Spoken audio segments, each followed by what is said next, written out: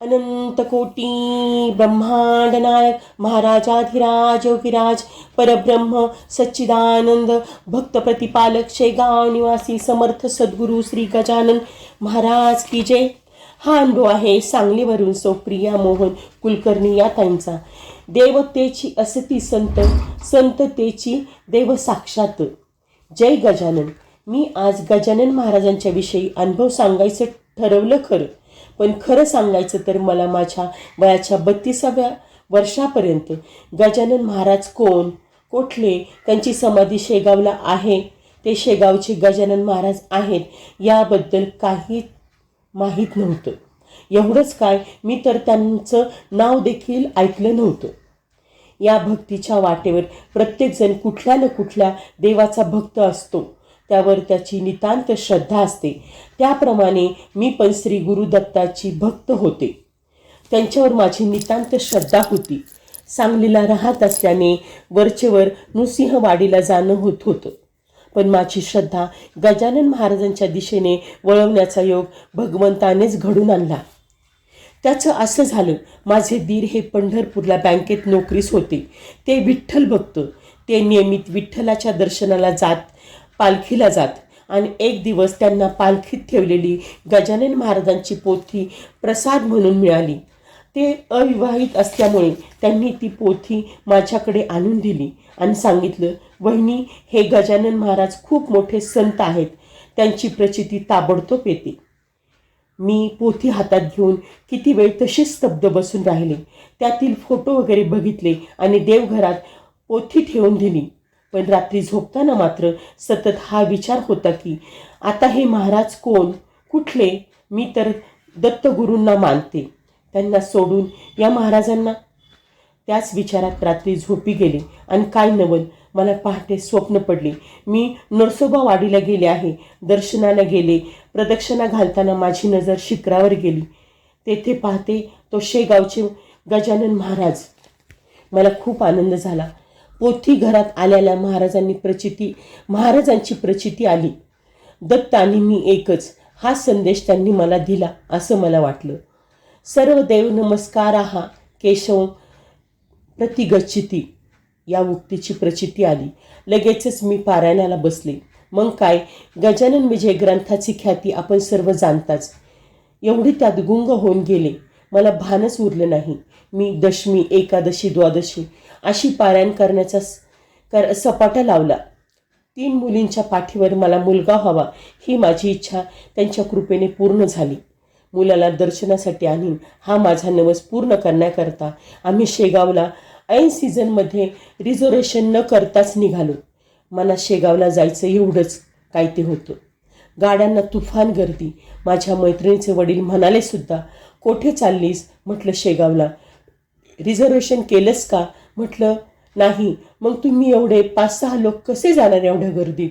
माझ्या तोंडून सहज निघलं, महाराज नेतील की. आणि ते अक्षरशः खरं झालं. एवढ्या गर्दीत आम्ही घाईघाईत एका रिझर्वेशनच्या डब्यात शिरलो. तिथे एक संपूर्ण मोठा भाकरी कामा होता. मी पटकन म्हटलं, अहो हे बघा, महाराजांनी आपल्यासाठी जागा ठेवली. आम्ही सर्व त्या जागी विराजमान झालो. मी गजानन महाराजांचे मनोमन आभार मानले. पुढे TC डब्यात चढला. पुन्हा परीक्षा. मी महाराजांचा धावा सुरू केला, पण तो आमच्याकडे न येताच निघून गेला. मला आनंदाने रडू कोसळलं. ऐन सीझनमध्ये बिना रिझर्वेशनचे आम्ही रिझर्वेशनचे सुख अनुभवत दुसरे दिवशी शेगावला पोहोचलो. मंदिरात आलो तर भक्तनिवास हाऊसफुल. सर्वत्र तोबा गर्दी. लोक मंदिराच्या प्रांगणात बसून होते. तो 1980चा काळ.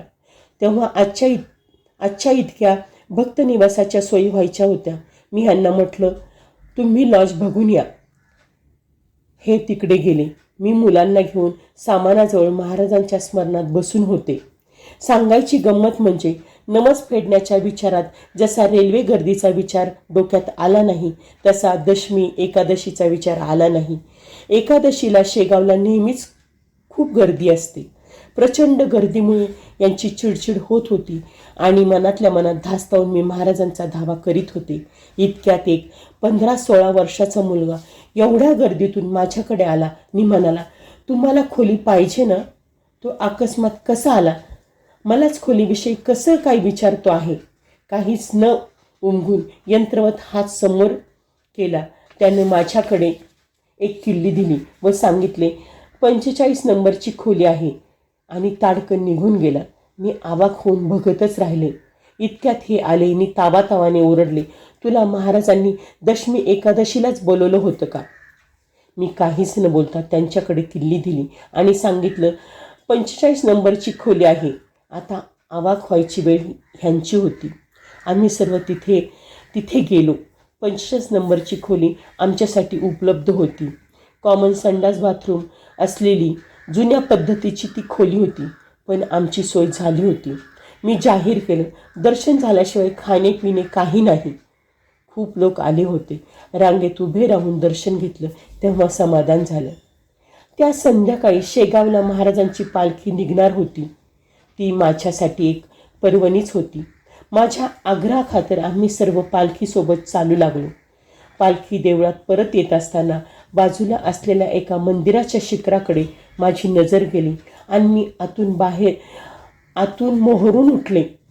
ज्या दिवशी प्रथमच माझ्या हातात गजानन विजय ग्रंथ आला होता, त्या रात्री मला स्वप्नात नरसोबाच्या वाडीला मंदिराच्या शिखरावर शेगावच्या गजानन महाराजांनी दर्शन दिलं होतं. आज मला शेगावला गजानन महाराजांचं दर्शन होत होतं. माझ्या तोंडून एकदम शब्द बाहेर पडले, गजानन महाराज. त्याबरोबर सर्वांचीच नजर तिकडे वळली आणि सर्वांनीच भक्तिभावाने हात जोडले. त्या शेगाव वारीत आमचं दर्शन खूप छान झालं. आज मी गजानन महाराजांशी जुळल्या गेल्यामुळे अत्यंत समाधानी आहे आणि त्या समाधानाचं श्रेय विठ्ठलाच्या वारीत पालखीतून मिळालेल्या त्या पोथीचं आहे, याची मला मनोमन जाणीव आहे. अर्थात ती पोथी माझ्यापर्यंत पोहोचवण्याची योजना ज्या गजानन महाराजांची आहे, त्यांना माझं सदैव वंदन आहे. श्री गजानन जय गजानन, श्री गजानन जय गजानन. हा अनुभव तुम्हाला कसा वाटला तो मला नक्की सांगा व तुमचे काही अनुभव असतील तर ते आम्हाला कमेंटद्वारे किंवा डिस्क्रिप्शन बॉक्समधल्या ईमेल ID वर जरूर कळवा. गण गण गणात बोते, गण गण गणात बोते.